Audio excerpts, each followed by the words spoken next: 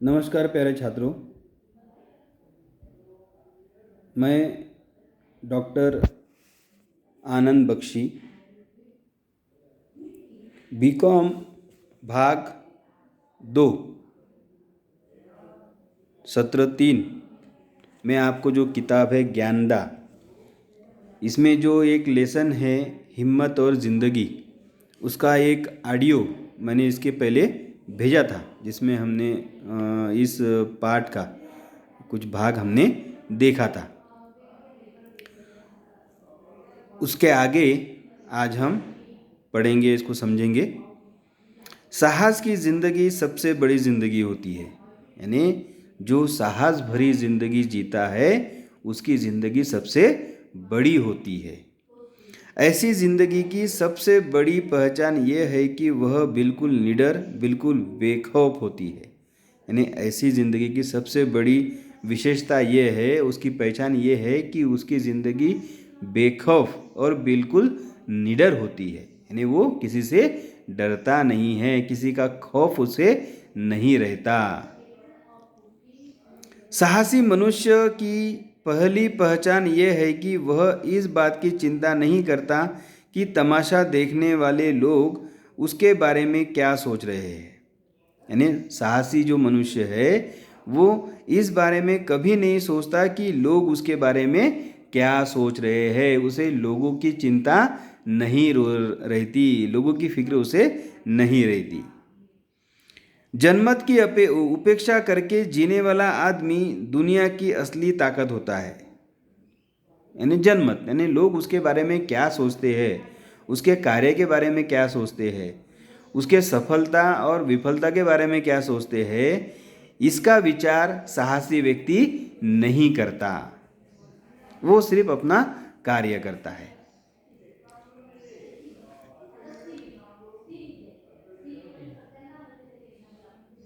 अड़ोस पड़ोस को देख कर चलना यह साधारण जीव का काम है।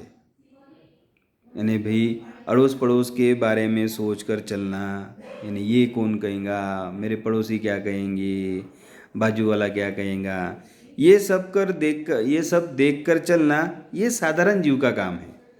क्रांति करने वाले लोग अपने उद्देश्य की तुलना न तो पड़ोसी के उद्देश्य से करते हैं, न अपनी चाल को ही पड़ोसी की चाल देखकर मंदिम बनाते हैं।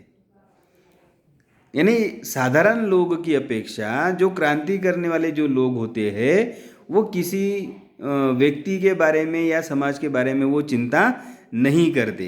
यानी क्रांति करने वाले जो लोग हैं उनके जो उद्देश्य है वो अपने उद्देश्यों की तुलना वो कभी पड़ोसी के उद्देश्य की तुलना नहीं करते कि भाई मेरी जो उद्देश्य है और पड़ोसी की जो उद्देश्य है इन दोनों की तुलना हो ही नहीं सकती, क्योंकि मेरा उद्देश्य अलग है। यानी क्रांति करने वाले जो लोग हैं उनका उद्देश्य सामान्य व्यक्ति के उद्देश्य से बिल्कुल भिन्न होता है, अलग होता है। साहसी मनुष्य उन सपनों में भी रस लेता है जिन सपनों का कोई व्यवहारिक अर्थ नहीं है। यानी जो व्यक्ति जो निडर होते हैं, साहसी होते हैं, ऐसे व्यक्ति उन सपनों में भी रस लेता है जिनका कोई व्यवहारिक अर्थ नहीं है, उनमें भी वो रस प्राप्त कर लेते हैं। साहसी मनुष्य सपने उधार नहीं लेता, वह अपने विचारों में रमा हुआ अपनी ही किताब पढ़ता है। यानी साहसी मनुष्य जो है वो किसी से सपने उधार नहीं लेता है, वो बराबर है, और वह अपने विचारों में ही रमा होता है और वो अपनी रची हुई किताब ही पढ़ता है, वो किसी की रची हुई किताब नहीं पढ़ता। झुंड में चलना और झुंड में रचना यह भैंस और भेड़ों का काम है। यानी झुंड में तो कुत्ते रहते हैं, शेर अकेले ही रहता, ये ऐसे बोलते ना लोग, तो वो ऐसा है वो। यानी यहाँ पर भी लेखक यही बोलते हैं कि भाई झुंड में चलना और झुंड में चरना ये भैंस और भेड़ का काम है। शेर शिकार अकेले ही करता है। सिंह तो बिल्कुल अकेला होने पर भी मग्न रहता है।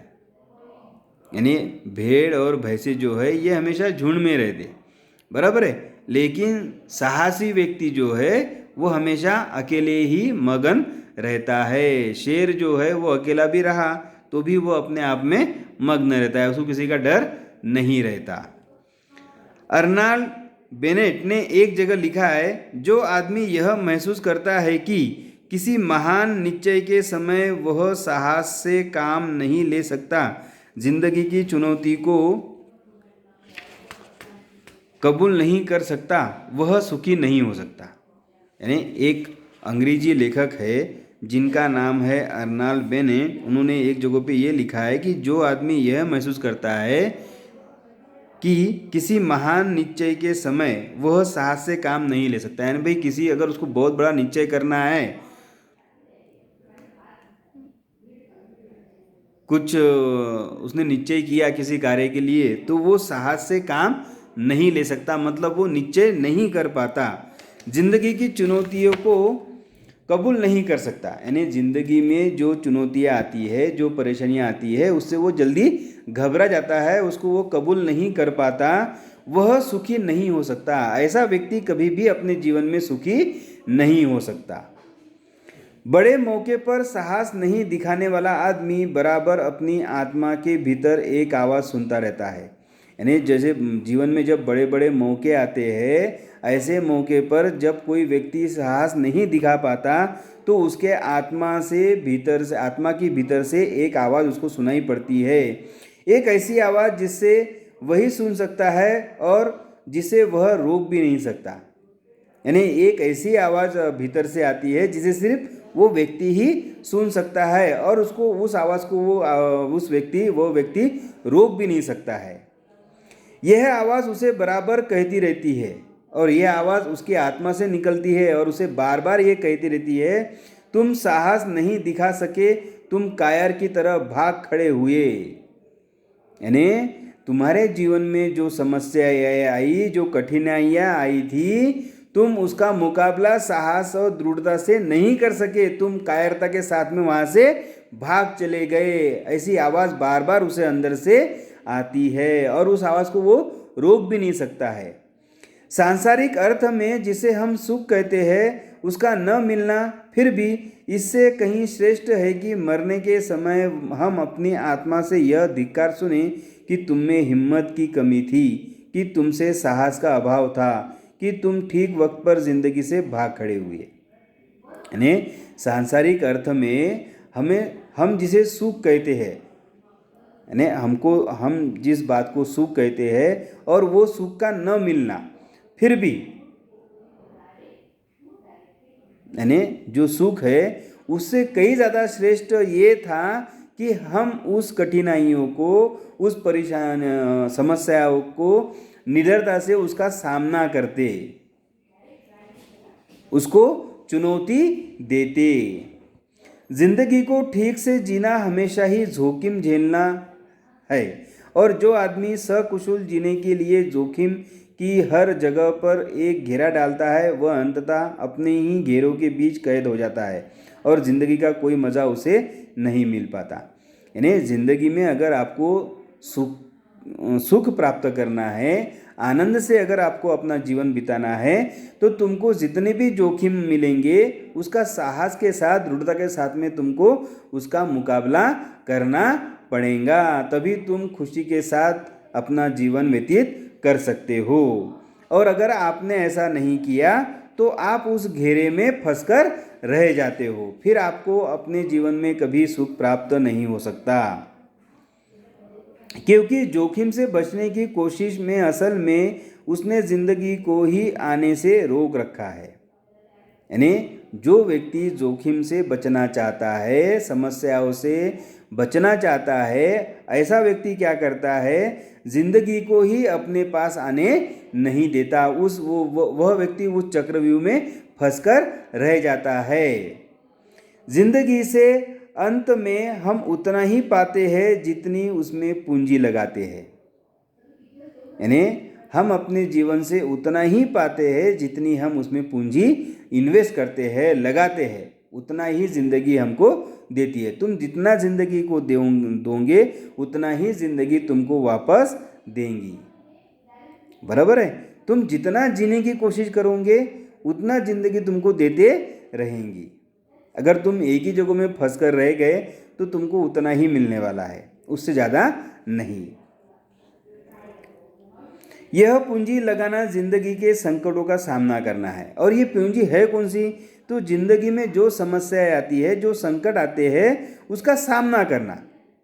उसका सामना अगर तुमने निडरता से किया, बेखौफ किया, तो आपको जिंदगी बहुत कुछ दे सकती है। उसके उस पन्ने को उलटकर पढ़ना है जिसके सभी अक्षर फूलों से नहीं, कुछ अंगारों से भी लिखे गए हैं। यानी जीवन की वह किताब तुमको पूरी तरह से पढ़नी है। तो जीवन की इस किताब में हर पन्ना फूलों के अक्षर से नहीं लिखा गया है। हर पन्ने में आपको फूलों के अक्षर नहीं दिखाई देंगे। तो कुछ पन्नों में तुमको अंगारों के भी अक्षर दिखाई देंगे, कुछ पन्नों में आपको कांटों के भरे अक्षर दिखाई पड़ेंगे। आपको वो सभी कांटों की भी अक्षर के पन्ने पढ़ने हैं, अंगारों से भरे पन्ने भी आपको पढ़ने हैं। ये सभी पन्ने आपको पढ़ने हैं, तभी आपको जीवन की किताब में कितनी खुशी है, कितना आनंद है, इसका अनुभव आपको हो सकता है। जिंदगी का भेद कुछ उसे ही मालूम है जो यह जानकर चलता है कि जिंदगी कहीं भी खत्म होने वाली नहीं।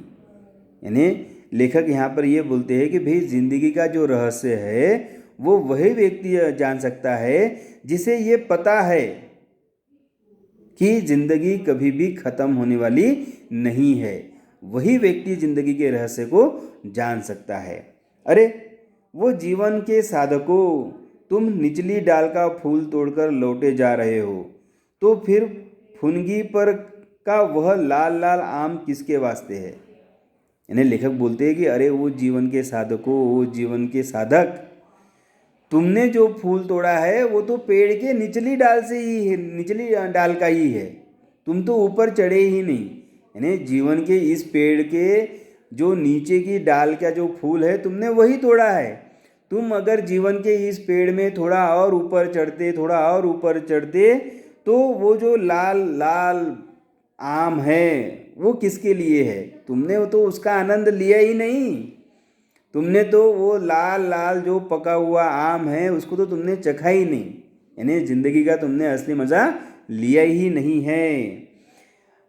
अरे वो जीवन के साधकों, अगर किनारे की मरी हुई सीपियों से ही तुम्हें संतोष हो जाए तो समुद्र के अंतराल में छिपे हुए मौतिक कोश को कौन बाहर लाएगा? यानी समंदर के किनारे जो मृत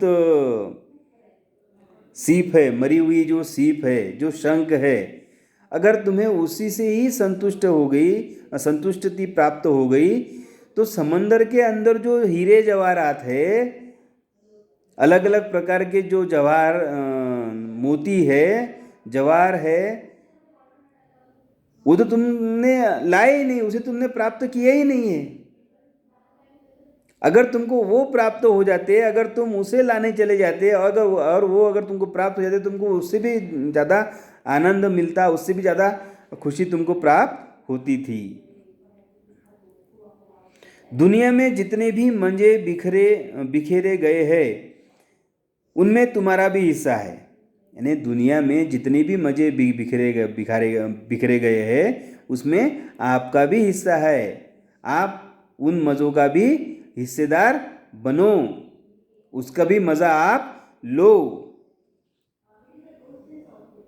वह चीज़ भी तुम्हारी हो सकती है जिसे तुम अपनी पहुँच से परे मानकर लौटे जा रहे हो। यानी वह चीज़ भी तुम्हारी हो सकती है जिसे तुम बहुत दूर है, वो मेरे हिस्से की नहीं है, मैं वहाँ तक नहीं पहुँच सकता, ऐसा मानकर तुम बीच से ही लौटकर चले जा रहे हो। वो चीज़ भी तुम्हारी ही है। कामना का अंचल छोटा मत करो। यानी अपनी जो इच्छाएं है उसकी जो मर्यादा है उसको कम मत करो, उसे बढ़ने दो, अपनी इच्छाओं को बढ़ने दो। जिंदगी के फल को दोनों हाथों से दबाकर निचोड़ो, रस की निर्झरी तुम्हारे बाहें भी बह सकती है। यानी इस जिंदगी का जो फल है उसको दोनों हाथों से दबाकर निचोड़ो, दोनों हाथों से दबाकर निचोड़ो, तो जो रस निकलेगा हो सकता है वो तुम्हारे बाहों में भी फैल जाए, यानी तुम्हारे हाथों में भी वो फैल जाए। यह अरण्य झुरमुट जो काटे अपनी राह बना ले, कृत दास यह नहीं किसी का जो चाहे अपना ले। जीवन उनका नहीं युधिष्ठिर जो उससे डरते हैं, वह उनका जो चरण रोप निर्भय होकर लड़ते हैं। यानी जो जीवन से डरते हैं ये जीवन उनके लिए नहीं है। जीवन की समस्याओं का जो डट कर मुकाबला करते हैं ये जीवन उन्हीं के लिए है। ये जीवन में जितने भी सुख है ये सभी उन्हीं साहसी व्यक्तियों के लिए है जो इसका डटकर मुकाबला करते हैं। ठीक है, आज हमारा यहाँ पर ये लेसन जो है हिम्मत और ज़िंदगी ये ख़त्म हो चुका है। ठीक है।